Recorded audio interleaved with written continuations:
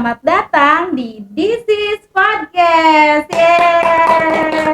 Alhamdulillah kita sudah bertemu lagi di hari Jumat jam 7:30 malam. Saatnya berkumpul dengan keluarga dan nonton This is Podcast. Alhamdulillah episode kali ini sangat ditunggu-tunggu sih, khususnya untuk saya, karena kita akan berbincang-bincang dengan ibu paling famous di Budusina karena beliau adalah bagian di Humas Yayasan ya Bu ya. Beliau yang selalu berinteraksi dengan para orang tua di Budusina. Siapa lagi kalau bukan Bu Ella. Assalamualaikum Bu Aneng. Assalamualaikum ayah bunda semuanya. Waalaikumsalam. Apa kabar Bu Ella? Alhamdulillah Bu Aneng, kabar baik. Terima kasih sudah mengundang ke podcast. Kita senang banget ada Bu Ella di sini. Iya. Ibu kegiatannya apa aja nih Bu sekarang? Kegiatannya Masya Allah luar biasa. Bu Ella juga Iya. sebagai yang mengisi pengajian di PLM juga ya Bu ya? Ya, kebetulan kan kalau di Ibnu Sina sendiri kita kan ada pembelajaran metode Umi ya. Nah, berharap bagaimana senantiasa bisa bersinambung antara pembelajaran di sekolah dengan di rumah. Itu adalah kita mengajarkan Umi kepada orang tua juga. Dan tentunya tidak hanya sekedar untuk mengajarkan, tetapi bagaimana para orang tua sendiri, khususnya di sini bunda-bunda yang ikutan, bahkan ada nenek juga yang ikutan ya. Itu luar biasa, lebih ke arah bagaimana untuk memperbaiki diri tentang bacaan Al-Quran, kemudian juga menguatkan ruh Al-Quran ya. Mudah-mudahan ini dengan para orang tua yang ikut seperti ini akan senantiasa juga menguatkan kepada putra-putrinya pada saat di rumah, juga bagi keluarga yang lainnya. Itu Bu Ani. Jadi ayah bunda juga belajar Umi setiap hari apa ya Bu? Kalau Setiap hari Selasa. hari Selasa ayah bunda ayo ikutan ya Bu ya, sama Bu Ella. Kemudian ini mungkin sekalian aja ya Boleh. menyampaikan. Kalau misalkan ada bunda atau ayah yang ingin belajar juga, ini silakan seandainya tidak bisa dilakukan secara luring, kita tim Umi ya itu bersedia untuk mengajarkan secara online ya. Tinggal nanti silakan bisa menghubungi Ustaz Pak Tiwan ya, bisa menghubungi Pak Tiwan atau kepada saya atau kepada tim Umi yang lain. Insya Allah ayo bunda yang mau belajar Umi langsung hubungi Pak Tiwan ya. boleh. Baik Bu Ella, sekarang tuh terutama saya sekarang mengajar di kelas 5. Tentunya sekarang itu sedang menghadapi anak-anak yang mulai masuk ke usia balik ya Bu. Ini pengalaman karena kalau saya belum mempunyai anak yang sudah masuk usia balik. Mungkin kalau Bu Ella kan sudah punya ya Bu ya. Sudah, alhamdulillah. Kita ingin sharing melewati anak. Nah Bu, bagaimana nih Bu misalnya ketika kita berhadapan misalnya dengan anak perempuan terutama yang baru pertama kali haid. Nah itu bagaimana kita menjelaskan tentang hari pertama haid biar anak tuh nggak takut atau nggak malu gitu Bu? Gimana ya? Ya baik Bu Aneng ya. Ini sesuatu hal yang terkait dengan anak-anak kita yang perempuan ya. Ini ya pada umumnya itu akan ada sebuah fase yang tentunya dilewati ya. Bagaimana dia untuk bisa nanti menjadi proses yang lebih tumbuh, menjadi tubuhnya menjadi lebih dewasa, lebih berkembang lagi, itu ada yang namanya fase haid ya. Tadi seperti yang Bu Aneng sampaikan tadi. Bahkan kalau sekarang itu mungkin usia Bu Aneng dulu waktu haid kelas usia berapa? Dulu SMP kelas 1 ya. SMP sama Ibu juga waktu SMP kelas 2 menjelang kelas 3 kalau tidak salah. Nah kalau kita melihat dengan perkembangan sekarang itu anak-anak kita itu yang perempuan itu lebih cepat masa haidnya itu ya. Kadang bisa jadi membuat kaget kepada orang tua, khususnya ibu mungkin yang selama ini selalu berinteraksi dengan putrinya, itu bagaimana sih cara menghadapinya ya, karena sekarang bisa saja tadi di usia kelas 5 bahkan ada yang kelas 4 juga itu sudah kelas 3 juga ya, kelas 3 juga udah haid. Karena apa? Karena faktor bisa jadi faktor makanan, faktor tontonan sekarang itu yang luar biasa ya. Itu berbagai faktor bisa mempengaruhi sehingga bisa lebih cepat daripada waktunya. Nah, bagaimana ketika para ibu ya, khususnya ketika menghadapi anak-anak yang ternyata bisa jadi itu akan ada muncul pertanyaan sebelum anak itu head ya. Dan ini sepertinya para ibu juga perlu menyampaikan kepada kepada putrinya sebelum waktunya head, tidak ada salahnya kita menyampaikan ya. Jadi biar anak itu tidak kaget ketika ketika datang head itu di saat kapan ya. Jadi pada saat kapanpun ketika seorang ibu sudah bisa memberikan arahan, memberikan penjelasan kepada putrinya, insya Allah si anak akan siap ketika itu terjadi ya, ketika itu datang. Nah, bagaimana seorang ibu misalkan tadi ketika tiba-tiba si anak head atau bertanya tentang head, tidak harus takut ya, jangan merasa cemas, apalagi misalkan loh kok anak saya usia segini sudah head, ibu gitu ya. Ibu lah itu kan nggak bisa dibandingkan ya dengan usia kita dulu gitu, karena mungkin kita mah gangguannya tidak terlalu banyak, makanannya kita makanan yang alami ya, tidak junk food ya, kemudian juga tontonan hanya satu channel ini TV. Kalau sekarang kan channelnya banyak banget ya. Nah, ini jadi kita harus menghadapinya dengan tenang, berikan penjelasan secara lemah lembut dengan penuh kasih sayang, sehingga anak tidak merasa dalam kondisi seperti itu. Anak tidak merasa ketakutan ya. Kita sampaikan kepada nak, kalau seandainya nanti kamu keluar darah ya, kita sampaikan juga dengan bahasa yang tidak vulgar, tapi perlu disampaikan. Misalkan anak perempuan itu pada masanya akan keluar darah dari rahimnya ya, itu akan keluar darah, dan itu memang sudah ada dalam Al-Quran juga. Katakanlah di Quran surat Al-Baqarah 222 ya, nanti bisa dilihat.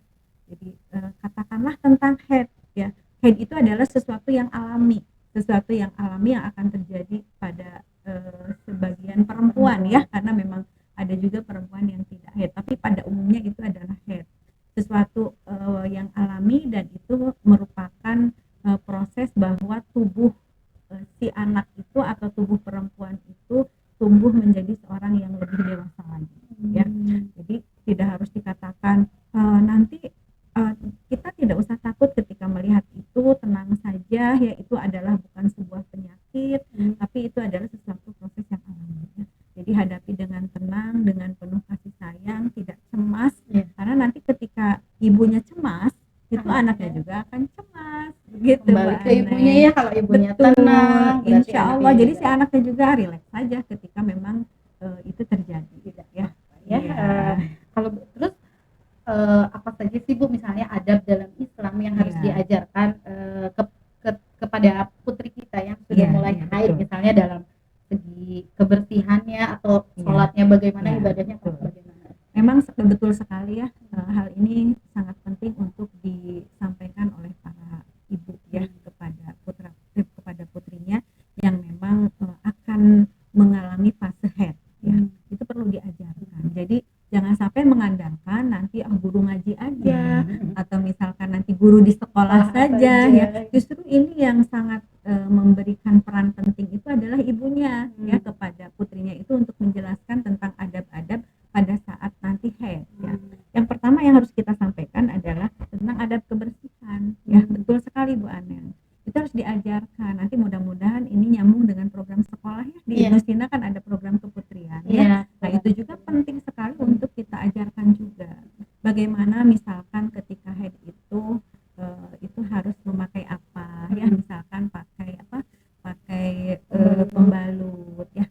Kemudian bagaimana meletakkan pembalut itu, tata cara juga harus dikasih tahu, jangan masang di atas di bawah, itu kan harus pas ya. Kemudian juga diajarkan bagaimana cara membersihkannya. Jangan sampai misalkan nanti kita membersihkannya itu kan itu darah kotor ya, misalkan karena jijik, jangan sampai anak itu jijik ya. Ajarkan bagaimana cara menyiramnya harus di mana, misalkan ya menyiramnya itu di atas kloset, kalau saya begitu ya. Jadi tidak di mana saja, karena kita juga menghindari hal-hal yang najis ya. Kita misalkan ambil airnya, dibersihkan dulu, dibuang dulu si darah-darah kotornya itu sampai kalau memungkinkan bisa sampai bersih ya. Kemudian kalau saya sendiri waktu mengajarkan itu nggak ada salahnya pakai sabun juga karena khawatir nanti tercium aroma yang ini ya tidak enak, tidak nyaman seperti itu itu dulu. Kemudian bagaimana cara membuang si pembalut itu kita harus ajarkan, tidak hanya sekedar plung plung plung ya. Kita bisa membayangkan misalkan apa namanya, kalau ada tukang sampahnya kan sekarang kan sudah ada plastik-plastik kecil. Oh dulu saya itu zamannya itu Bu Aneng, kalau sekarang koran itu sudah ini ya, sudah jarang. Udah nggak ada. Udah jarang Waduh, banget. itu koran, diambil koran, dibungkus, dilipat supaya tidak kelihatan itu tuh adalah pembalut ya, dan pembalutnya memang sudah dibersihkan. Itu memang harus kita ajarkan, di mana membuangnya juga tidak sembarangan ya. Kita ke tempat sampah sudah digulung, sudah dibungkus pakai plastik, sudah terbersihkan darah-darahnya, baru kita buang ke tempat sampah seperti itu. Karena kita juga jangan sampai nanti tukang sampahnya mencium aroma yang tidak sedap. Kasihan kan tukang sampahnya sudah banyak bau-bau yang lain. Ini ada juga bau sesuatu seperti itu. Itu ada tentang bagaimana kita mengenalkan kebersihan. Kemudian juga kita perlu mengajarkan kepada anak kita itu terkait dengan mengajarkan hukum ibadah ya. Karena pada saat perempuan yang sedang haid itu ada fase yang memang oleh Allah diringankan untuk tidak sholat, tidak puasa ya. Jadi bukan berarti enak banget gitu ya anak yang tidak haid. Nah, bukan berarti kita memanfaatkan haid itu dengan enak-enak juga, enggak. Masih bisa kita melakukan aktivitas ibadah yang lainnya ya. Misalkan ngaji boleh enggak? Boleh saja ya, cuma kita silahkan itu kembali kepada pemahaman fikih masing-masing. Apakah ada yang bisa memegang, membaca, bahkan ada yang sama sekali tidak membaca, ya kita setidaknya bisa zikir ya. Bisa berzikir, banyak yang bisa kita ucapkan seperti itu. Tapi utamanya adalah tidak boleh tidak boleh sholat, tidak boleh puasa. Itu yang intinya. Kan puasa kapan? Puasa di bulan Ramadan ya, sama puasa sunnah juga nggak boleh ya. Itu seperti itu. Nah itu yang harus kita ajarkan adalah bagaimana tadi ada hal-hal yang memang tidak boleh dilakukan pada ibadah-ibadah yang tidak boleh dilakukan pada saat sedang haid. Kemudian juga tidak ada salahnya kita mengajarkan juga hukum tentang menjaga aurat pribadi ya. Karena nanti ketika anak sudah haid itu tanggung jawabnya sudah sendiri, sudah balik tadi Bu Aneng ya, sudah mengikuti fase balik. Bagaimana seorang perempuan itu misalkan harus menjaga auratnya, bagaimana aurat perempuan itu kan ada ya di Quran surat Al-Ahzab, tutuplah rambut kalian ya. Itu tentunya kalau sebagai seorang muslim itu perlu menjaga aurat dengan menutup rambutnya dengan kerudung seperti itu ya. Kita berpakaian yang memang sewajarnya. Karena apa? Karena ketika sudah haid itu segala tanggung jawabnya itu dikembalikan kepada anaknya, bukan kepada orang tuanya. Tapi dalam artian orang tuanya di sini yang harus membimbing, memberikan arahan seperti itu ya. Ini terkait dengan bagaimana kita juga mengajarkan kepada anak-anak hati-hati, segala ucapan, segala perbuatan, tingkah laku itu harus dijaga. Ketika sudah haid itu sudah dosanya itu ditanggung oleh sendiri seperti itu ya. Kemudian juga di sini anak-anak kita ajarkan untuk menulis atau mengingat siklus haid. Ya, jadi itu harus diingatkan. Misalkan ada yang kan macam-macam ya, ada yang 3 hari, ada yang 7 hari, bahkan ada yang batas maksimal itu 15 hari ya. Nah, tetapi di sini yang harus kita ajarkan kepada anak-anak kita, karena anak-anak kita sekarang itu senang mager ya, ya gitu kan, senang mageran di kasur di mana gitu. Jadi merasa nikmat ketika tidak sholat, ya merasa nyaman. Jangan sampai kajong-jonan kalau bahasa Sunda ya. Jangan sampai lupa waktu bahwa itu sudah habis waktu masa haidnya. Dan apa yang harus dilakukan tadi terkait hukum ibadah juga adalah harus bebersih ya, harus mandi ya, harus kembali sholat lagi, harus berwudu lagi. Itu yang harus diingat. Jangan sampai nanti sudah habis nih 6 hari ini atau 5 hari ini, kita kasih waktu lah misalkan sehari dulu, takut keluar ada ceret-ceret sedikit misalkan ya, udahlah mau diperpanjang 2 hari lagi, itu nggak bisa ya, nggak bisa itu. Itu harus justru ketika sudah ini segera untuk mandi besar ya, kemudian itu perlu diajarkan juga nanti ya Bu Aneng di sekolah atau di rumah juga oleh bundanya bagaimana cara mandi besar ya, itu perlu berwudu dulu seperti halnya kita berwudu mau sholat, apa yang harus dilakukan dulu, membasuh dulu bagian mana dulu, kan itu perlu diajarkan juga kepada anak-anak kita ya. Jadi di sini bagaimana tadi terkait dengan tadi siklus haid harus ingat jangan sampai nanti terlewat. Bagaimana seandainya sudah lewat dari 15 hari, itu yang harus perlu diketahui juga oleh orang tua. Anak-anak nggak usah kaget ya kok lama banget ya, apalagi yang head masih awal itu biasanya siklusnya belum benar itu tuh kadang 3 hari, kadang ada yang 7 hari, kadang ada yang lama seperti itu. Nah itu biasanya nanti kalau sudah maksimal 15 hari itu perlu konsultasi dengan dokter ya, khawatirnya itu adalah penyakit ya. Dan istihadah itu boleh sholat ketika memang sudah 15 hari ya, itu seperti itu Bu Aneng.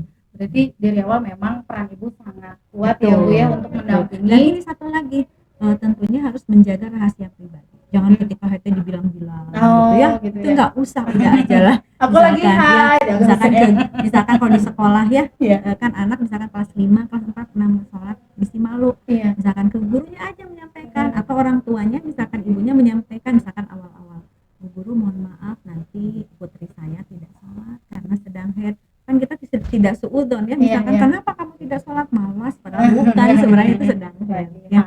Seperti itu Bu. Tadi berarti memang peran ibu itu sangat penting di awal-awal putrinya haid. Nah kalau ayah, menurut ibu penting nggak sih Bu peran ayah di awal-awal ketika putrinya haid? Penting ya, karena ayah juga adalah orang tuanya ya.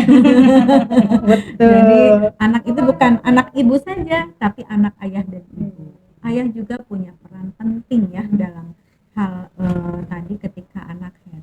Jangan emosional, jangan ditakut-takuti, tapi mungkin ayah perlu memberikan rasa nyaman kepada anak ya, berikan emosional yang memang seharusnya membuat nyaman si anak ya. Seperti apa misalkan, nak selamat ya, engkau telah tumbuh menjadi seorang gadis yang kuat, gadis yang hebat ya, engkau sudah menjadi perempuan yang diistimewakan oleh Allah ya, dan engkau akan tumbuh menjadi seorang perempuan yang luar biasa. Itu seperti itu sudah cukup ya, tidak harus misalkan kita mencandai anak kita, wah sudah haid, hati-hati digoda laki-laki, nah jangan seperti itu ya. Yang penting ke anak itu menimbulkan rasa nyaman, kamu mulai sekarang harus jaga diri dengan baik ya, jaga akhlak, jaga segala sesuatunya, nanti kalau ada apa-apa ayah siap bantu sama ibu ya. Jadi berikan rasa nyaman, walaupun tadi ada bukan urusan laki-laki atau urusan bapak-bapak ya, harus tahu siklus si anaknya itu, harus tahu waktunya, oh ternyata anaknya sudah haid, harus bagaimana. Jadi ketika anak misalkan ayo sholat, anaknya misalkan tidak mau ya, coba kadang-kadang suka ayah itu suka bercanda ya, coba diperiksa benar enggak haidnya, kan tidak harus seperti itu juga ya. Ya anak sampai dilihat ini itu tidak baik banget. Jadi sudah percayakan kalau memang sudah waktu haidnya, dan komunikasikan dengan ibunya misalkan kalau benarnya sedang waktu haid. Ternyata peran ayah juga sangat penting ya Bu ya, untuk menemani putrinya yang baru pertama haid. Iya, betul. Terakhir nih Bu Ella, buat ayah bunda yang yang akan menghadapi atau sedang menghadapi putri-putrinya yang akan haid pertama atau sedang menghadapi putri yang haid pertama, bagaimana untuk orang tua pesannya? Ya. Untuk ayah bunda ya yang mungkin anaknya belum haid ya, tetapi bisa jadi esok lusa itu akan haid, tetap tenang saja ya, tenang saja, rileks, berikan kasih sayang ya, kemudian ciptakan kenyamanan baik di rumah, kemudian juga berikan sesuatu yang membuat anak itu merasa tidak diasingkan, jangan sampai anak merasa diasingkan, hindari dengan kata-kata yang membuat anak itu merasa terpojokkan ya, tetapi tumbuhkan semangat tadi seperti tadi, ibu, bapak bahagia kamu sudah menjadi seorang perempuan yang akan tumbuh menjadi seorang yang dewasa ya. Anak-anak kalian harus bisa menjaga diri dengan baik, insya Allah dengan seperti itu, seiring dengan usia itu ada manfaat yang bisa diambil oleh seorang perempuan yang haid ya. Itu kan salah satu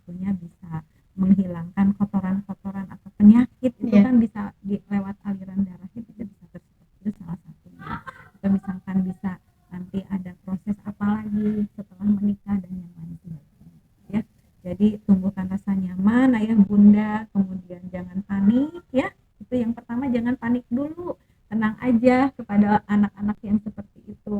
Justru kita berikan pemahaman yang baik, kita kasih pelukan yang hangat ya kepada anak kita supaya muncul kenyamanan tadi. Jadi itu bukan darah penyakit, bukan darah yang menjijikan dan lain sebagainya.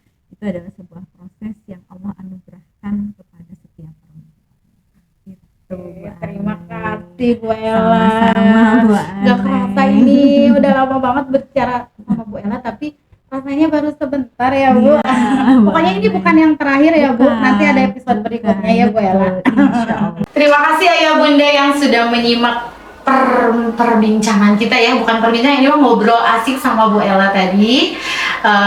Terima kasih sekali lagi, tapi jangan lupa besok tanggal 22 November kita akan ada mabar main bareng sama teman-teman di SD Ibnu Sina. Kita akan main bersama juga dari anak-anak TKB ataupun umum. Acaranya gratis untuk 50 peserta. Nah, info tambahannya, kalau ayah bunda mendaftar pada acara tersebut, ayah bunda akan dapat potongan 500.000. Namun sebelumnya, kalau daftar hari itu juga, kita masih ada masih di periode gelombang 1. Ada potongannya berapa Pak Tiwan? 3,5 juta. Jadi totalnya 4 juta rupiah kalau mendaftar besok. Betul? Nanti diedit lagi ya kalau salah. Baik, itu saja. Lalu ayah bunda kalau mau tahu, aduh kalau hari kerja kita nggak bisa nih main-main ke SD Ibnu Sina, tenang saja. Setiap hari Minggu kita akan ada di Sport Jabar. Dari mulai jam 7 kita sudah standby di sana. Ada teman-teman dari PGTK, dari SD Ibnu Sina dan juga SMP Ibnu Sina. Nanti boleh ngobrol langsung di sana. Ada semua tim akan ada di sana ya. Nanti cari tahu tentang SD Ibnu Sina tentunya boleh di sana ya. Terima kasih sekali lagi, sampai ketemu di episode berikutnya.